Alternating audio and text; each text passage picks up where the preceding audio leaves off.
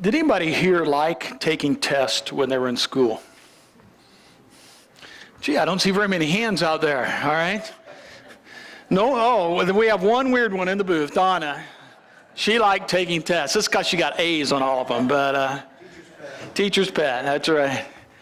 Tests are something that's a little bit intimidating, a little bit scary at times. You know, you take a test, for some reason it makes you nervous. They actually have a term, a phobia for test taking. It's called testophobia, all right? Seriously, that's what it's called. It's testophobia. And a person who has testophobia, when the test is put in front of them, they pretty much freeze. They forget everything they ever knew, and they just freeze when it comes to taking that test. Tests are one of those things that, though life comes at us. I remember tests in school. My favorite type of test, multiple choice. Now, why? At least you stood a chance, 25% maybe of getting one right. Until they put that crazy choice on there. I always hated D, none of the above. I always hated that choice. Oh man, now I really got to know my answer. I don't know what I'm doing here. Another type of test that it was okay, but it wasn't my favorite type of test were essay tests. You get those and they ask a question like, describe the history of the Pope from its origins to the present day, concentrating on its social, political, economic, religious, and philosophical impact on Europe, Asia, America, and Africa. Be brief, concise, and to the point. Right, you could write a whole dissertation on that question, not just one simple essay. But the type of questions I hated the most on a test, it had to do with math, had to do with story problems. I hated math story problems. You get something like this. And some of you are going to want me to read this at the end again because you love story problems. You want to figure it out, but I'm not going to, all right? But here's the question. If you had $4.23 in your pocket and you bought two items for 97 cents, and the third item was 38% of the balance you bought, 38% of what you had after you bought a soft drink that cost 25% of what you started with, how much would you have left? Who cares? You spent up most of the store anyway, Hated those math story questions. I just could not figure them out. Well, but the question or the type of test I really, to be honest with you, hated the worst was an open book test.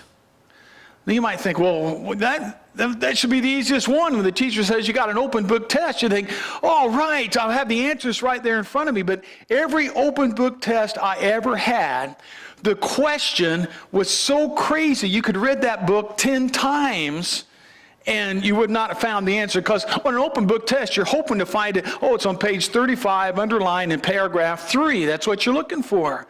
But an open book test doesn't go that way. Now, some of you are getting excited about taking a test here, all right? So I'm going to give you some, all right, just to see how well you do. The questions are going to be on the screen, and the first one is simply this. How long did the 100 Years' War last? What do you think? Actually, 116 years. Didn't you hate trick questions, all right? Here's another one, all right? Which country manufactures Panama hats? China. That would have been the first choice that came to mind. But it's not China, it's actually Ecuador. Okay? Ecuador produces Panama hats. All right, here's another one. What animal do we get catgut from? You're not sure. All right? Sheep and horses. The intestines of sheep and horses is where you get catgut. Doesn't make any sense. All right, final question. In what month do the Russians celebrate the October Revolution? November. Okay? November. Don't ask me why, but those are all correct answers to those questions, and those are kind of trick questions, and we hate trick questions like that because why is the teacher trying to do this to me? Well, this morning we're going to continue our study of 1 John. Okay? And we've been looking at this journey that we're on, this journey of life. And along that journey, there are things that come up along the way that maybe they're not worded as questions, but they're tests that come along. And there are things that we have to answer. And the answer may come in a variety of ways. Well, today I want us to look at 1 John chapter 2, verses 3 through 11. And the good news is it's an open book test. And the question is simply this: how do I know when I'm on the right road? In this journey we call life, as we're going through life and there's decisions we have to make along the way and things that we have to do, how do we know if we're on the right road? How do we know if we're on the path that God wants us to be on? How do we know that we have taken the right turn? Well, open book test, we're going to find the answer in 1 John chapter 2, verses 3 through 11. Let's look first at the first thing in John, verses 3 through 6. He says this, and we can be sure of this. And if you don't have a Bible, you want to get one. It's on like page 215 on that little pew Bible in front of you. Even though today I'm going to be reading from the New Living Translation, we'll read a little bit different than the New International Version that's in the pew. But I like the way the New Living here puts it. It says, and we can be sure that we know if we obey his commands. We can be sure, he says. If someone claims, I know God, but doesn't obey God's commandments, that person is a liar and not living in the truth. But those who obey God's word truly show how completely they love him. This is how we know we are living in him. Those who say they live in God should live their lives as Jesus did. The question, how do I know I'm on the right road? The answer, one word: obey. Obey. Now, how do we know if we're obeying? By the church you attend? By the size of the Bible that you carry? By the way you dress? By the length of your hair? By a religious experience maybe on in front of a TV evangelist? How do you know that you're obeying? John doesn't give any of those things as the answer. But he simply summarizes it up, and he mentions it in this passage, and he says, you want to know how you know if you know God? Obey. Obey. That definition is pretty basic. How many of you know what it means to disobey? All right? So if you know what it means to disobey, chances are you know what it is to obey. When someone asks you to do something or tells you to do something and you do it, obey. But what is unique about this word here, the way it's used, the word John uses, is a word that implies a continuous action. It's not a one-time deal and you're done. It is something that continues over and over again. And we have things like that. When you get into your car after church and you're driving home, you're going to be asked to continually obey something. What's that? Speed limits. Now, we won't have confession time then to find out how many of you actually do that.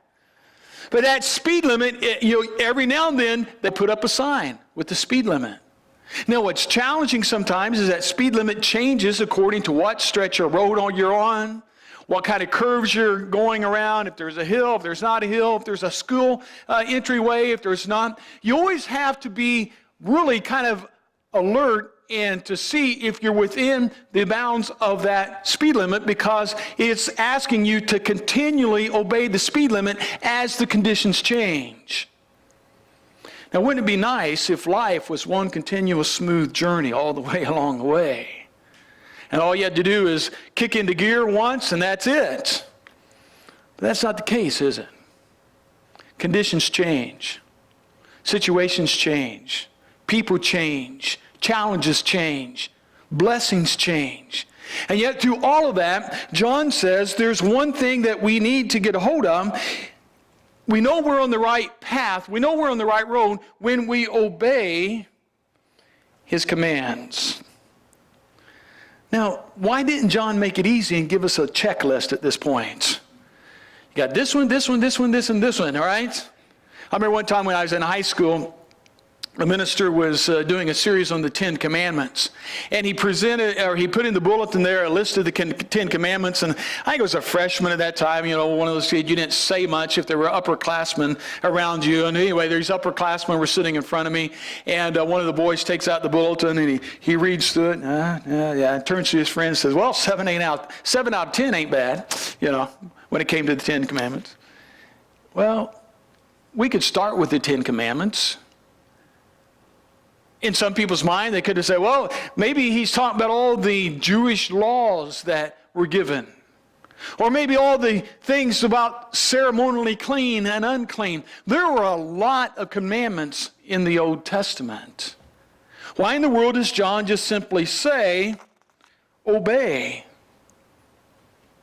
the commandments? Well, they even debated about this in Jesus' day. The Pharisees had added a lot of different laws, and they considered them commandments. And finally, one day, someone comes up to Jesus. Maybe they're tired of hearing the debate. Maybe they've just came off a debate they had with someone else. But they came up to him and said, Jesus, which is the greatest commandment? And Jesus didn't go through the list of the 10 commandments. He didn't go through all the ceremonial laws. He didn't go through all the things that he could have gone through. And he said, I'm just going to make it easy for you. There's 2 things. Love the Lord your God with all your heart, soul, mind, and strength. And love your neighbor as yourself. And he says, if you get those 2 things down, then you've got it. What does it mean to obey? Maybe where Jesus started is a good place for us to start. Love the Lord your God with all your heart, with all your soul, with all your strength. That means, no, even if there's turns that come along in the road, even if there's, conditions change, even if there are things that happen that you don't understand, it does not change the call for a continual obeying of God's word. Love the Lord your God with all your heart, with all your soul, with all your strength, all your mind. Love your neighbor as yourself. And as an illustration, he tells us what this looks like in verse 6 of this passage. Interesting verse. He explains it. He says, those who say they live in God, and here it comes, should live their lives as Jesus did. Well, that's a relief. That's easy. I'm going to go out. I'm going to sell all my clothes, buy a robe, get some new sandals, sell all my possessions, and wander from town to town preaching. That's how Jesus lived, isn't it? Well, could it be that he's calling for something a little bit deeper than that? Jesus broke the mode. He broke the mode. The way he lived his life, the decisions he made, the priorities he set, all of those things is what John's talking about. So you want to know if you know God, obey his commands, and to obey his commands, verse 6 says that what it looks like is the way Jesus lived his life. Does that mean we're going to be perfect? No. But the grace of God isn't a pretty amazing thing. And forgiveness is a pretty amazing thing on this journey. But it's a call to obedience, doing the very best we're capable of. And when we're messed up, when we're messed up, and when we mess up, admit it and say, God, I blew it. Can you help me out here? So how do you know if you're on the right road? Well, first, you need to check your obedience. How are you doing at obeying? Second thing, he goes on into the next verses 7 and 8. He says this, dear friends, I'm not writing a new commandment for you. Rather, it is an old one that you have had from the very beginning. This old commandment to love one another is the same message you've heard before. Yet it is also new. Jesus lived the truth of his commandment, and you also are living it. For the darkness is disappearing, and the true light is already shining. How do you know if you're on the right road? One word. Love. It's interesting that he says it's not a new commandment. Now, most of us, if we think of the word love your neighbor as yourself, we always think of the New Testament. Because from the passage I just read and just kind of this whole concept we have of love, it's a New Testament concept. Some would even go too far to say is that the Old Testament God is a God of wrath and the New Testament God is a God of love. But this commandment to love one another, you find all the way back in the book of Leviticus, Genesis, Exodus, Leviticus, third book of the Bible. And in that, chapter 19, verse 18, we find these words, "Do not seek revenge or bear a grudge against one of your people, but love your neighbor as yourself. I am the Lord." How many of you knew that came from the Old Testament? It's one of those things. And John just says to people, look, you've heard this before. And I think he kind of brings out this point because people back then are not much different than people now. Because if you hear a message or you hear something, you said, "Oh man, I've heard all this before." You check out mentally, start thinking about, what you got for lunch for today, or what's this week bringing, coming up, or something that happened in the past. And I can be up here, my mouth can be moving, and I can be waving my arms, and your mind's, way over there somewhere. It's just human nature. So John says, look, this is an old commandment. It's been around for a long time. Even back in the days of the Old Testament, love your neighbor as yourself. But then he makes an interesting statement. He goes on and says, yeah, but yet it's new. Well, what do you mean it's new? It's been around for a long time. He says, no, it's new. Then he uses an interesting phrase. He says, Jesus lived the truth. That's how he says it. What's new about this? Well, this guy, Jesus, he actually lived out the commandment that's been around for a long time. Love your neighbor as yourself.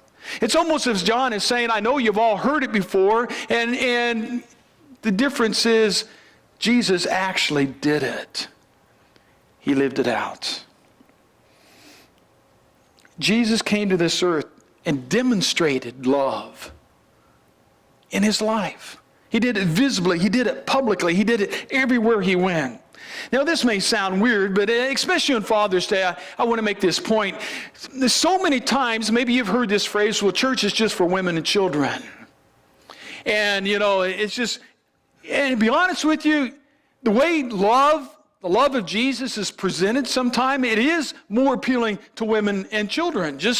I'm just being honest here.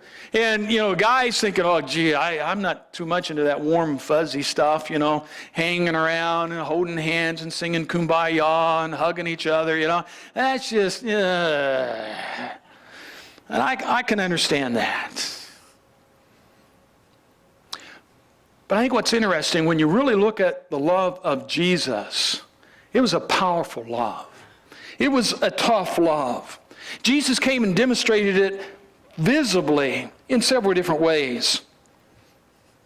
Jesus did things that other men and leaders in his society would not do. He dared to go up and touch the lepers and bring healing to them and speak to them and treat them like human beings. Why? Because he had a love for others. You wouldn't found any other Pharisee in Jesus' day having the guts to love someone that much. In fact, they made laws that if you saw a leper coming, you had to go around to the other side of the street until you passed by them, and then you could come across. They passed a law that made lepers yell out as they were walking down the road. They were required to say, "Unclean, unclean," so that no one would come within such and such a distance of them. And yet Jesus' love was so much that he touched them. And he cared for them. And he took care of them. That's love. That's tough love. It's harder to love sometimes those that no one else will love than it is to love someone else. Jesus confronted the guardian demoniac. Maybe you're familiar with that story, maybe you're not. They got in the boat, they went on the other side of the Sea of Galilee, onto the west bank. They weren't there very often. They got out and they went into this area, and there was a graveyard there. And there was a man in that graveyard that had lived there for many years. Why? Because the town had cast him out. They would chain him up because he was basically crazy. And he would scream in the middle of the night, and his home was in the graveyards, and everybody avoided him like the plague. No one dared approach him. No one dared try to correct him And what did Jesus do? He went right up to him and talked to him. In fact, he looked at him and he cast the demon out of him. Threw it into a herd of pigs. And the scriptures say those pigs ran off the cliff and they killed themselves going down into the water. And that man's life was changed so much that he fell at the feet of Jesus and he wanted to be one of Jesus' disciples. How much did Jesus love him? He said, no, you can't follow me here. I want you to go out and I want you to tell everybody what I've done for you.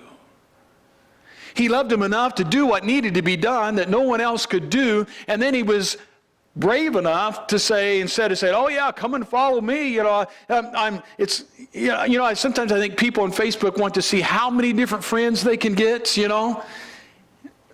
Jesus wasn't trying to collect a friends list. He said, no, I love you enough to tell you, you need to do what's right, and you need to go back, and you need to show the people what God has done to your life. That's tough love. He walked through the temple, brandishing whips and turning over tables and yelling at the religious leaders there. Why? Because of his love. Now you say, that doesn't sound like much of a loving act to do. But why did he do it? He said, you have turned my Father's house into a den of thieves. And his love caused compassion and passion in his life. And he wanted to do what was right. He wanted to set it right.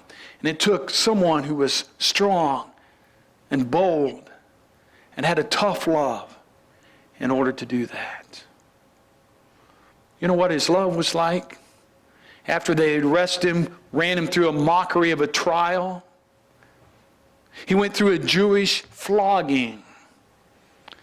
A Jewish flogging, this was kind of strange. It was in their law that said you could not whip somebody 40 times.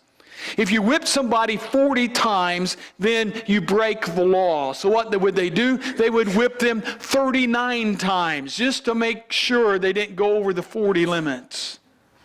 And they would take these leather strips and they might mix metal and stones in them. And Jesus took that beating. Sometimes people died just from the beating.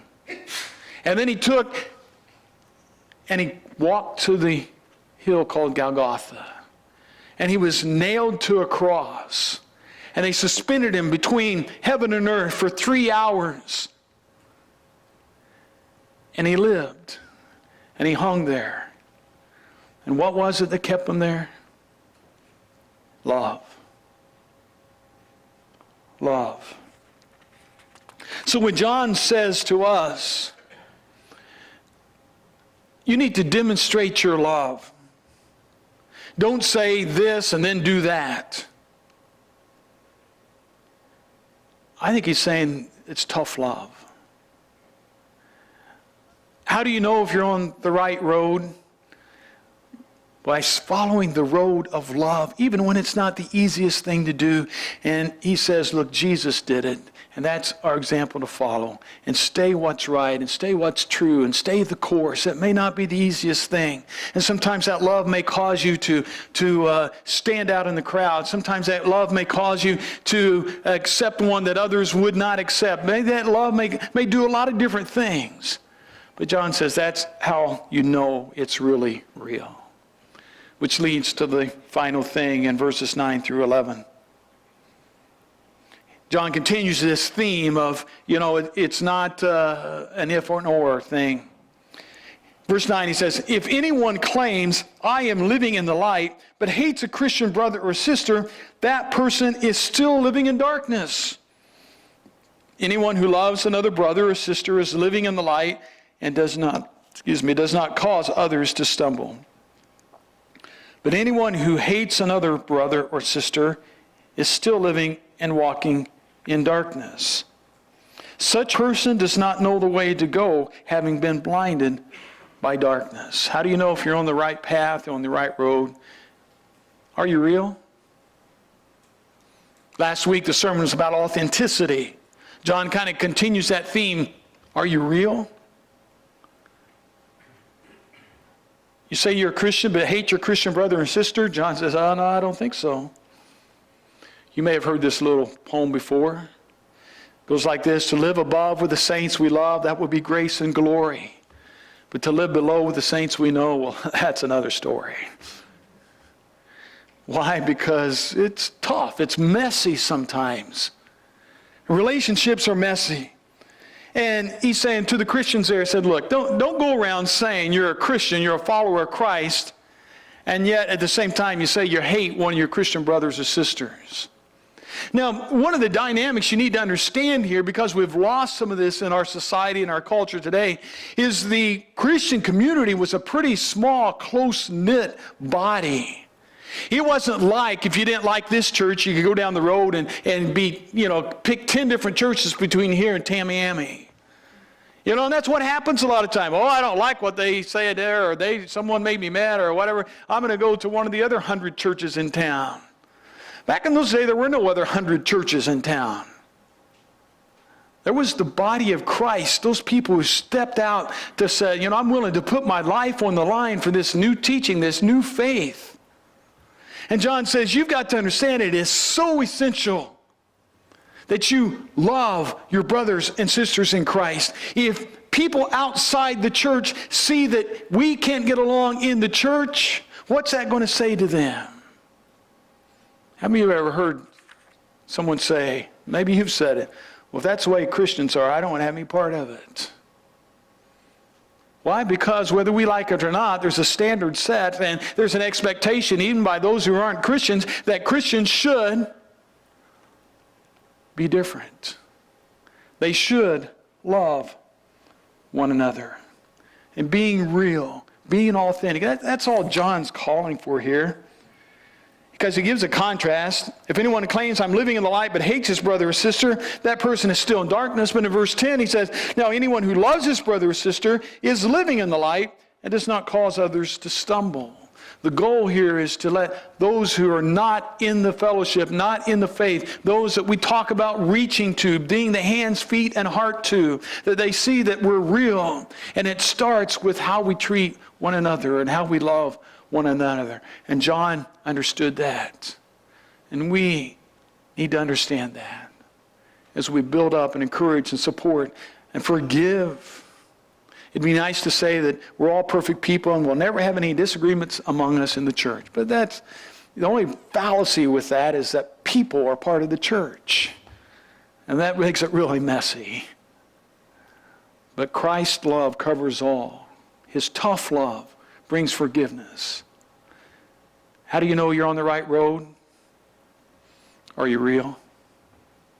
Are you real? Our actions change us and change others. The question is, what actions are we doing? And what change is it bringing? I read a story about a columnist. His name was George Crane. And he told about a woman who was really hated her husband.